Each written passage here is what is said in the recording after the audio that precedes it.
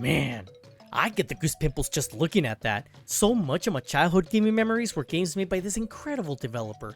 In the 90s, early 2000s, they were in their absolute prime, making influential games like Donkey Kong Country, which revolutionized platformers with its pre-rendered 3D graphics, and GoldenEye for setting a new standard for FPSs on consoles. They were basically gaming Jesus, and their contributions to gaming is still widely recognized and celebrated. And another one of their hits was a racing game that was very unique and had so much charm. That's Diddy Kong Racing on the N64. I remember this game being so much fun, spending hours trying to find all the secrets and playing with friends. And it was also quite difficult at times, which didn't make it that more memorable. So, let's find out why this game was so special.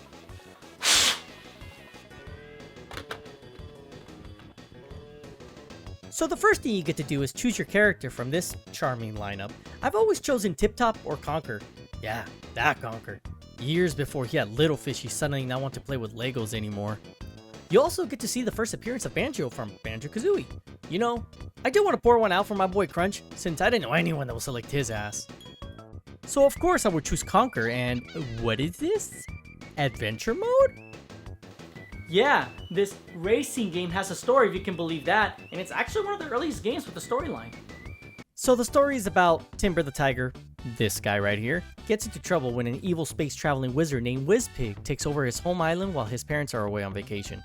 Timber then decides to call his friends for help. He wants to race each other in order to find a worthy champion to challenge Whizpig in a race and save the island. Short and sweet. You know, I've always found it kind of funny how Timber's parents just kind of left him there alone while they went on vacation. Also, this story revolves around Timber and his island, yet Diddy Kong is in the forefront of the box art, and the game is named after him? Poor dude can't catch a break.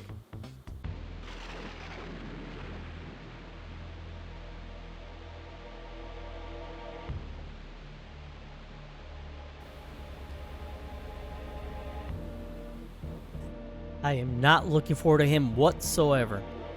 So you get a little intro of the island, and you're immediately greeted by Taj the genie. He also wants to help you defeat Whizpig. If you honk your horn near the genie, or just ram him, he will come to you and you can change your vehicle. It can be a go-kart, a hovercraft, or a plane. I remember going absolute batshit exploring everything. It was the first time a racing game being open world-ish. Okay, maybe not traditionally open world, but it had some open world elements. In your exploration, you'll find some hidden golden balloons scattered around which you will need in order to enter the different worlds and races. The first world you're able to get into is Dino Domain, which includes 4 tracks, and depending on which race, you either use a go-kart, hovercraft, or the plane. The go-kart is the most simple to handle, but the plane was the most fun though. If you double tap R1, you can do this cool backwards flip, and me and my friends will do this to each other just before the finish line to rub the wind in our faces.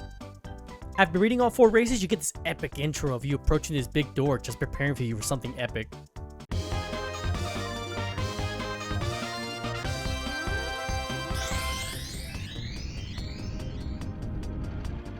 Whoa. A Triceratops named Trixie shows up and challenges you to a race. My first time seeing this, 2 things came into my mind. 1, this game has a story and boss battles? Yeah, there's structured boss races. It's one-on-one, each against a unique boss with their own special abilities, their own domain expansion, if you will. And 2, I'm racing a fucking dinosaur. So the race is going up a mountain while you have boulders rolling down, coconut trees in your way, his big red ass stomping you, and you can even fall off the cliff, and it's GG if that happens. Luckily though, he's not that fast. He is pretty easy to clamp them cheeks. But it turns out, he was just taking it easy on you. Because now you have to replay the same races, but this time, there are 8 silver coins scattered around each race. You gotta collect them all, and win. Only then, you get to race them again. You're going to be using the power-ups more often now since it is a bit more difficult, and how they work is the red balloons are missiles, blue ones are speed boost, yellow ones are shields, green ones are droppers, and rainbow ones are magnet. If you pick more than the same color, up to 3 times, they become stronger. Sometimes the second power-up is better, like for example the red balloons give you a homing missile, and that comes in handy. Yes it does.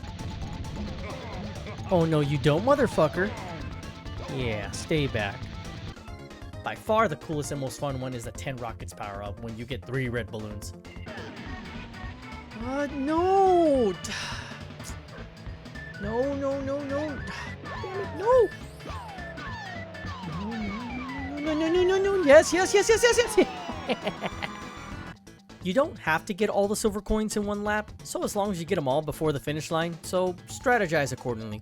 So you do all the 4 races again, and we get that boss rematch, but this time, he is not fucking around. All bosses have a harder version of themselves.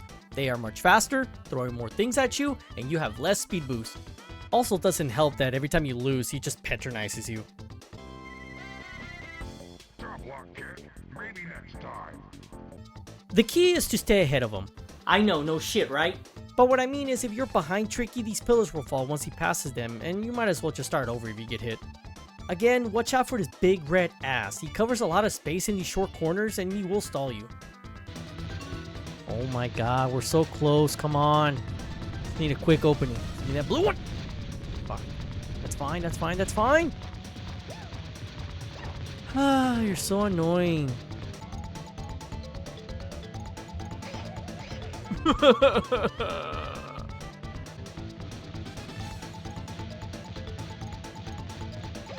No way, man! Oh, yes! Oh god, yes, finally. Fuck you. So after you finally win and you are done bashing your head to the wall, he gives you one of the 4 amulet pieces you're going to need in order to face Whizpig. But before that, we get to suffer through another form of hell. Snowflake Mountain is a world number 2, and what form of hell are we talking about? Well, it's home to a track that it's burned into my mind, the Frosty Village Silver Coin Challenge. This and the Greenwood Village were the bane of my existence. It gave me trouble then, and it gave me trouble now. But first, you gotta get through the 4 normal tracks and race the boss. Bluey the Walrus. My god, this dude is so easy, even with the hovercraft.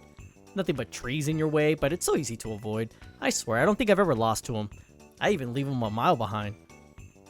Now, what makes Frosty Village so goddamn frustrating? It's the positioning of the silver coins and the lack of power-ups that gets you. You will notice one at the start of the race, but if you immediately try to get it, you're already falling behind. Again, with the lack of power-ups, you go on these long stretches of just sniffing fumes and not being able to catch up. You have to wait patiently for either a single rocket or save up for a homing missile. Even then, it barely slows him down sometimes. Nice. Bro, it didn't do nothing to him. How you stolen first? As if that isn't bad enough to set you back, take a look at this coin. It's so off the track, they gain so much ground on you. Oh, how about this one by the water right before the finish line? Yeah, if you're not careful, you will get hit by the water, and it gives them yet another opportunity to blow by you. If you give them too much space, you're not catching them. You have to stay in front for the most part and pop them with the rocket if they so much as show us a fucking pixel in your sight. God, the water sucks. No, bad monkey. So, just gain some distance first, all while getting the easier coins. Get the cabin coin, and don't screw up on the last one by the water. After countless retries, we come back to Bluey, and he's still very easy. Even with the few extra obstacles and faster speed, you really won't have any trouble. That is 2 of the 4 amulet pieces. And one cool thing about each time you get an amulet piece, the stone statue of Whizpig starts becoming more and more alive. Pretty creepy, but kinda cool. So, off to the next world. Darkwater Beach. It's my least favorite world. Because you have to use the hovercraft a lot, you need it for 2 of the 4 races and both boss battles. But, it does make it up though by having some killer soundtrack. The entire soundtrack is amazing. It's one of the biggest highlights of the whole game. Just take a listen to some of these.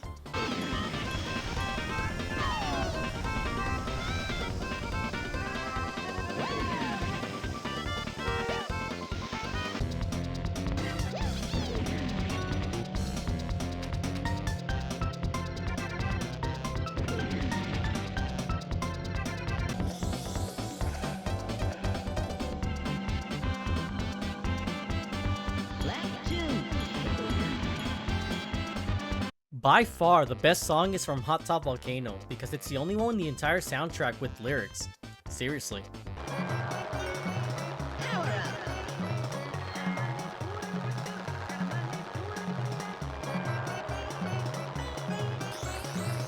There isn't an official statement from Rare, but there is clearly something being said, and I've always wondered what he was saying.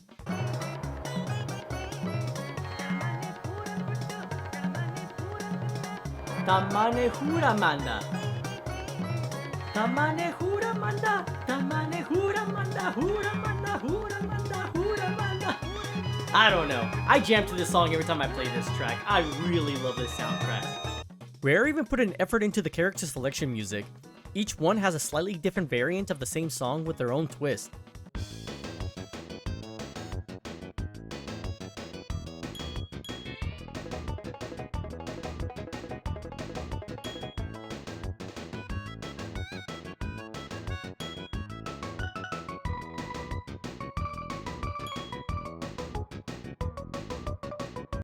It's something small, but it's one of the many reasons why it makes this game so special and it's very much appreciated.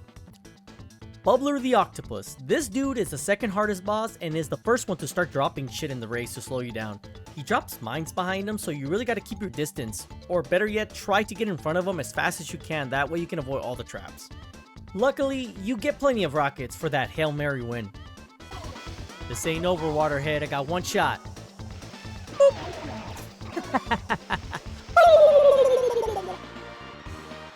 Now, the real challenge is the second race, because this time, aside from the usual buffs, he drops bubbles instead of mines, which stalls you a bit longer, and there are more of them. It also doesn't help that you are on the hovercraft, because it is the most difficult to handle in my opinion. It's a good recipe for frustration. Oh, I just need one more, dude. Your ass is about to get it. Sweet. Are you serious? Why are they going over your head?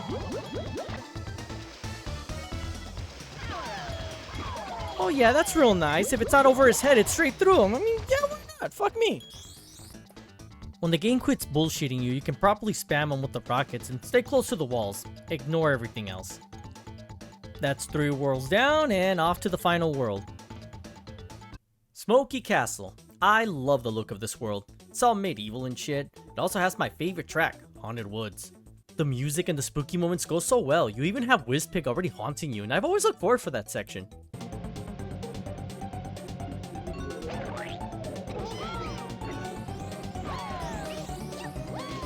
Boulder Canyon is another fun one, only because you are able to raise the bridge by hitting this bell and pissing off your friends on multiplayer. But you want to know the coolest part? Well, what's better than racing a dinosaur? Racing a dragon? Smokey the Dragon. He has such a goofy voice, he sounds like a robot. They're all goofy, but his is the funniest. Excellent. Now I challenge you to a race. He is also reminded that all these bosses are cheating fucks. They all take a small lead right before go, but with the first 3 bosses it's small, you hardly notice.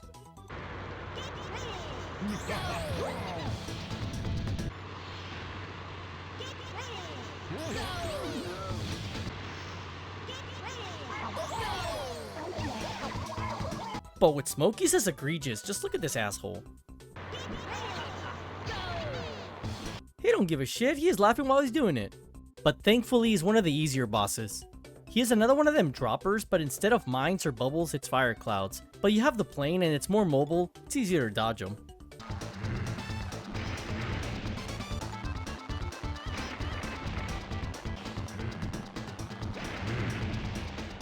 Well, mostly.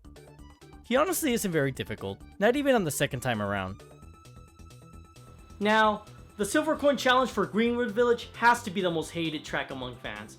Mine is Frosty Village, but I ain't gonna argue with you if you say Greenwood, because they could really pull out the hair out of your ass. You have to be perfect with that hard turn. You do it by pressing R1 and B at the same time and left and right.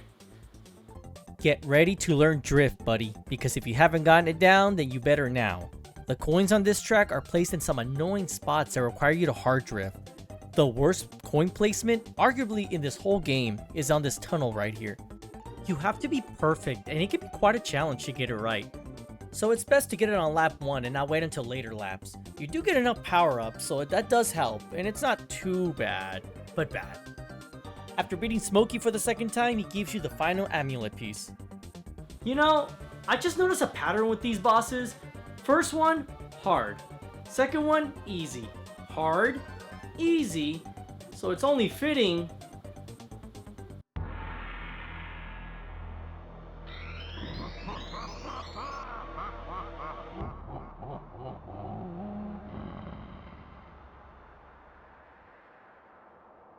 This dude is a 100% military grade A bitch. I swear, you have a better chance of watching pigs fly than...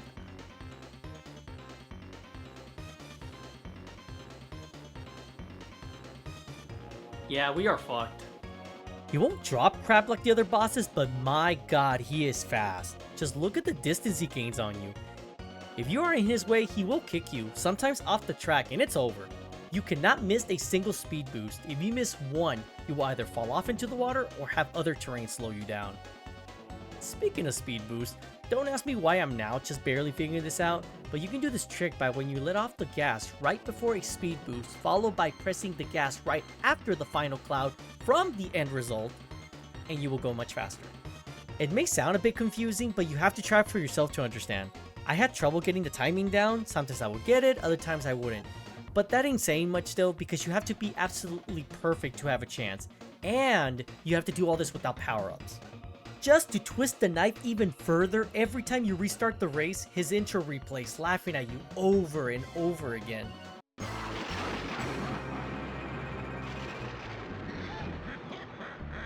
You can't beat me.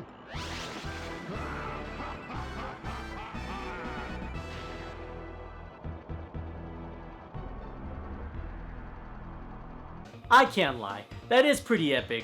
The music fits so well. I really like that. Doom, doom, doom, doom, doom. In the end, and when I was a kid, that intimidated me. Aw, come on!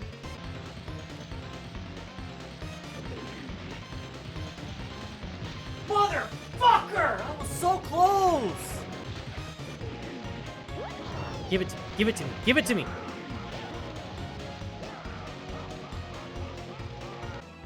I cannot beat this guy. I'm just not fast enough, but thankfully there is a way. You might have noticed these empty podiums on each world. Well, there are trophy races, basically standard circuits. If you get the gold trophy for each one and have 39 golden balloons, you are able to unlock a character who is really fast.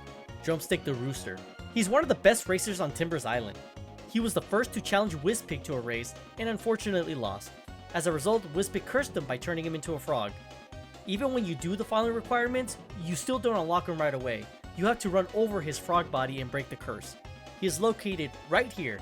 You can easily notice him with that nice red comb, and here's clucking. Now there are no more excuses. With my boy Drumstick, this race is much easier. Don't get me wrong, he is still a challenge, but you're faster and you increase the margin of error now. God, he's as annoying as ever, isn't he? He pouts like a little hoe and finally leaves. And with that, we can finally party at the beach. We get the Kids Pop Zero Baby Edition and everyone is dancing. Everyone but one salty swine. Whizpig can't help himself but ruin the party. He says his goodbye, gets on his ship, leaves home. See you later, worms. Oh, this isn't over. It's personal now. Saving the island, no longer good enough. We want blood. I like to think it's because Whizpig shits in our party, but there's a fifth world, and it's home to none other. You know, we would have been Gucci, but he decided to ruin my party. In order to unlock the fifth world, you have to get all 4 gold trophies from the trophy races, the same ones you did in order to get Drumstick, and have beaten Whizpig at least once. Again, this doesn't immediately unlock it, you have to touch the billboard with the golden trophies. The lighthouse turns to a rocket ship and it's swiggity swooty. Now, a small gripe I have is, if you didn't know to touch the billboard, how the hell were you supposed to know that? Seriously, you can drive past it, no proximity activation, no nothing. You have to touch it. I remember going insane trying to figure this one out. Remember, this is 1997. No one had internet. Well, technically, it was 4 years after it went public, but no one had it. You had to rely on the words of your classmates, and eventually I'm told to hit the stupid thing. Future Fun Land is our final world, and there are 4 more cool, fun races to do. Now, the difference between this world and the others is once you finish the races, you immediately get to do the silver coin challenges instead of racing a boss. That is because we already raced the boss, Whizpig, as the first one. Once the silver coin challenges are done, you still have work to do. You can't raise Whizpig again until you get the TT amulet and have collected the 47 balloons. You got to find the hidden key on each world except Future Funland in order to enter the challenge level, then beating it, which then you will receive the piece of the amulet. Each key is hidden in one of the 4 races, so you have to look everywhere. As a kid, I didn't have trouble finding the first 3 keys, but the 4th one had me on a crazy ass loop for like a month. I looked everywhere, or so I thought I did, but I must have replayed these levels an unreasonable amount of times. It drove me insane. Let me tell you a funny little story what I had to do in order to get this last key. Again, the internet was very young and none of my classmates knew where it was until one day my friend Jorge runs to me. He's like, Ricky, I found the key. The game is about grabbing 8 bananas and you put it into your chest. And I'm like, where is it? He goes, well, I didn't find it, my brother did. I go, well, where is it? Well, he won't tell me. What? Why? He says you gotta find it yourself, but if you really want it, you have to bring the game over and he will unlock it for you. And I obliged! Like, what choice did I have? I literally had to get my game, bring it over, handed it to him while he goes into his room, and I'm over here sitting in the living room with the little brother while watching fucking Barney because I can't change the channel. It's not my house and I wasn't gonna wait outside, it was freezing. I was losing my sanity while sitting there patiently while this dude was acting like he was performing surgery in the other room. So eventually he comes out and he goes, there. And it was unlocked. I never did find the location of the last key until months later when the secret started to spread. Like, I swear, the things people do to feel special and gatekeep. The fourth key is located in Boulder Canyon. You have to go to the bridge with the bell, turn the opposite way, ring the bell, the bridge will raise, you have to go up, and there it is. I do not know why I didn't think to turn around and go up. I guess it's because the other keys you didn't have to do anything else other than find the keys. There was no break this box and it's hidden there, or press this switch and it unlocks a hidden wall with the key, none of that. So it threw me off. So let's proceed. Not only does this get us closer to making bacon, but these challenge levels are fun. You don't race in these, instead you either collect shit or it's a good old-fashioned deathmatch. A little something different. These challenges were so much fun playing with others. The first one was my favorite. It will get very intense. You have to get 3 eggs and put it on your nest to win. Each time you lay one down, there's a small timer indicated by the flashing egg under your character. Within that timer, someone else can steal your egg, so you gotta protect it until your egg hatches. Don't do it, Diddy. Let it go. Let this one go, boy. You ain't gonna win.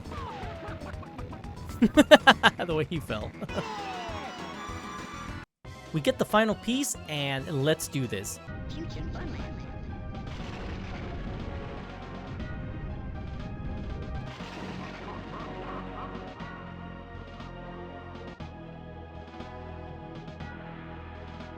Whizpig's second race isn't so much of him being really fast, rather than there is shit everywhere being thrown at you, and it's a very long track with so many turns. It can get annoying.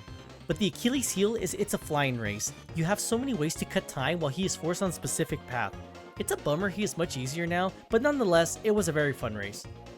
His rocket malfunctions and gets sent off into space. Yeah, you little turd, it's what you get for ruining my vibe. We party again and call it a day.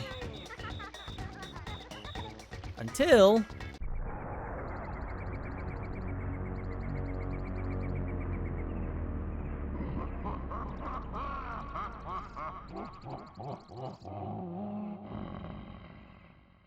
Sadly, he will never catch these hands, since there was never a sequel. And that's Diddy Kong Racing. So, is this the best N64 racing game? Single player, yes. Multiplayer, no. That crown belongs to Mario Kart 64 because you never truly feel out of the race in Mario Kart. The power-ups drastically help you and gives you a chance to catch up. This? It can be cutthroat. If you have a big lead, it's over. No lightning or spiny shell to save you. That's why Mario Kart is more appealing today, even for beginners. So if you want a good single player experience, right here. You do unlock an Adventure 2 mode, but all it is you replay the whole game, but this time the tracks are mirrored, the silver coins are placed in harder spots, and the balloons are silver. You don't get anything other than for the love of the game. There is one last unlockable character, TT, the clock that tells you the game status. If you beat him in all the tracks, you unlock him. He is downright broken, so if you're having trouble with Whizpig, get TT. Yeah, now who has no chance, punk ass bitch?